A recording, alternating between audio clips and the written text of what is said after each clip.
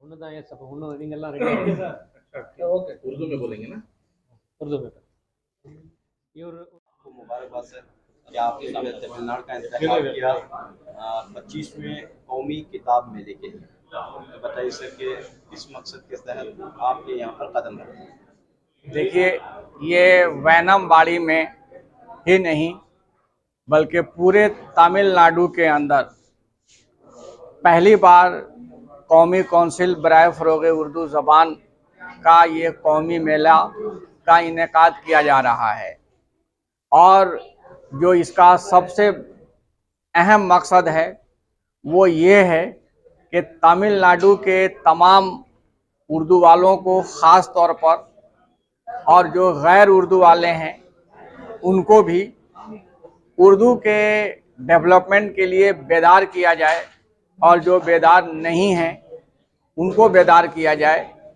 और जो उर्दू से बिल्कुल नाबलद हैं, जो उर्दू वाले नहीं हैं, उनके अंदर उर्दू के तई दिलचस्पी पैदा किया जाए और उनको NCPWL के जितने स्कीम्स हैं उन स्कीम्स के बारे में भी मालूमात फराहम कराई जाए। इस मकसद के तहत हमने तमिलनाडु के वैनमबाड़ी में कौमी मेले का इनेकाद किया है। सर आपने बताया कि रियासत है जहाँ तमिल ज़बान का इलाकाई ज़बान का गलबा है और अक़लियती ज़बानों के लिए कम मौक़े हैं, उनकी तरक्की के लिए कम मौक़े हैं।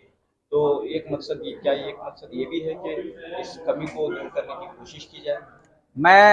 मैंने हमेशा ये कहा है कि उर्दू को किसी भी हिंदुस्तान की किसी भी इलाकाई ज़बान से कोई बैर नहीं है, कोई दुश्मनी नहीं है, बल्कि हमारा मानना ये है कि अगर आप चाहते हैं उर्दू का फ़रोग़ करें तो तमिल का फ़रोग़ ज़रूरी है, और अगर आप चाहते हैं कि तमिल का बहुत ज़्यादा फ़रोग़ हो तो तमिल के अलावा जो दूसरी ज़बानें हैं उसका भी फ़रोग़ तमिल में हो, ताकि तमाम भाषाओं के अल्फाज, तमाम भाषाओं के दर्शन, उसकी फ़िलॉसफ़ी तमिल भाषा के अंदर आए और तमिल भाषा की जितनी खूबियाँ हैं, जितनी अच्छाइयाँ हैं, जो फ़िलॉसफ़ी है वो उर्दू के अंदर आए और दूसरी भाषाओं के अंदर आए तो ये बहुत ही अच्छा रहेगा।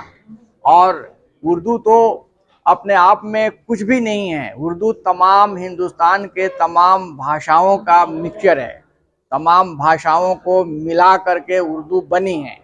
और हिंदुस्तान की ऐसी कोई ज़बान नहीं है, कोई ऐसे भाषा नहीं है जिस ज़बान के अल्फाज उर्दू के अंदर मौजूद नहीं हो, उसकी जो फ़िलॉसफ़ी है वो उर्दू के अंदर मौजूद नहीं हो। यहाँ तक कि साइंस एंड टेक्नोलॉजी से रिलेटेड और इस्लामियात, हिंदुइज़म, सिखिज़म और क्रिश्चियनिटी, उन तमाम चीज़ों की जो फ़िलॉसफ़ी है, इन तमाम मज़ाहिब की जो फ़िलॉसफ़ी है वो भी उर्दू के अंदर मौजूद है। तो मैं चाहता हूँ कि तमिलनाडु के अंदर तमिल का तो डेवलपमेंट हो ही, लेकिन तमिल के साथ साथ उर्दू का भी डेवलपमेंट हो। और मैं तमाम तमिलनाडु सरकार से भी, तमिलनाडु के लोगों से मैं ये अपील करता हूँ कि वो उर्दू को अपने घर के अंदर जगह दें और उर्दू को सिखाने के लिए अपने बच्चों को आगे लाएं, तो बहुत ही अच्छा उसका रिजल्ट होगा।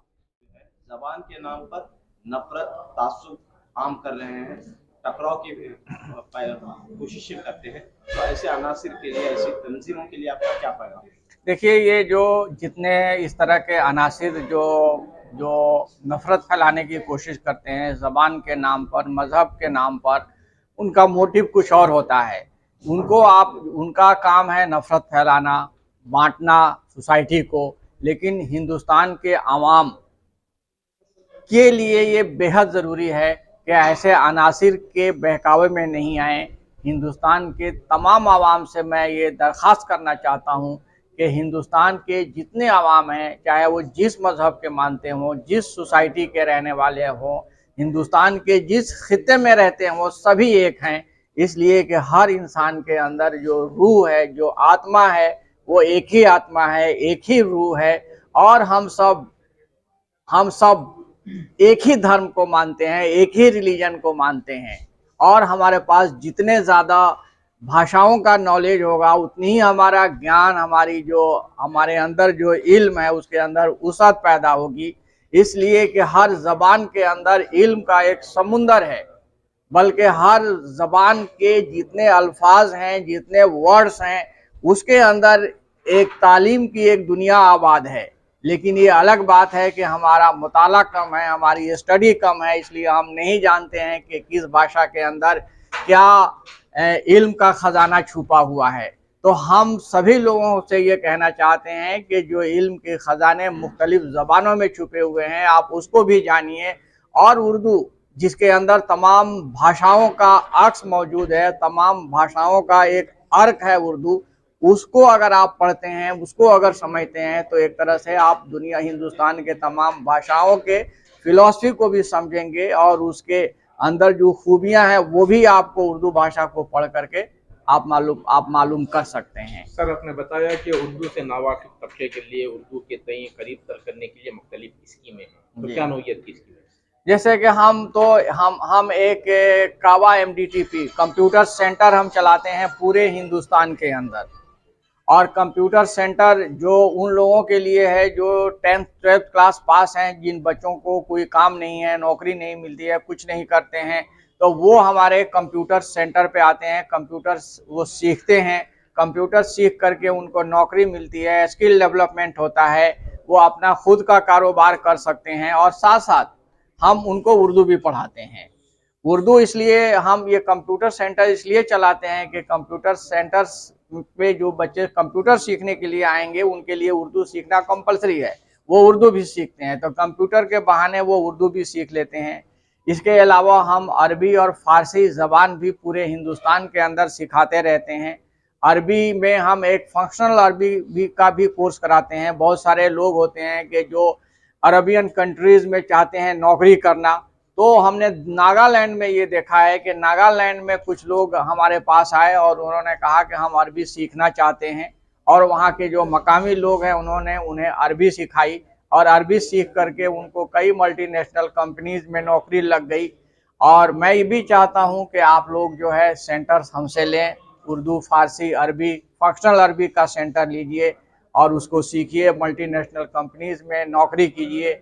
इसके अलावा हम कैलीग्राफी का भी कोर्स चलाते हैं, जिसके अंदर जो है वो बहुत अच्छी जो राइटिंग्स हम लिखते हैं, बोर्ड्स वगैरह लिखते हैं, ये भी एक तरह से स्किल डेवलपमेंट है।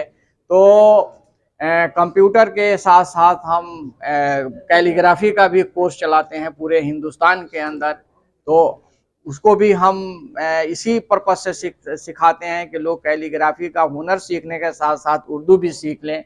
इसके अलावा हम दुनिया की तमाम किताबों को, हिंदुस्तान अंग्रेज़ी हो या कोई भी ज़बान हो, उन तमाम किताबों को उर्दू में भी ट्रांसलेट करते हैं, ताकि हमारे पास बहुत ज़्यादा ट्रांसलेटर आएँ।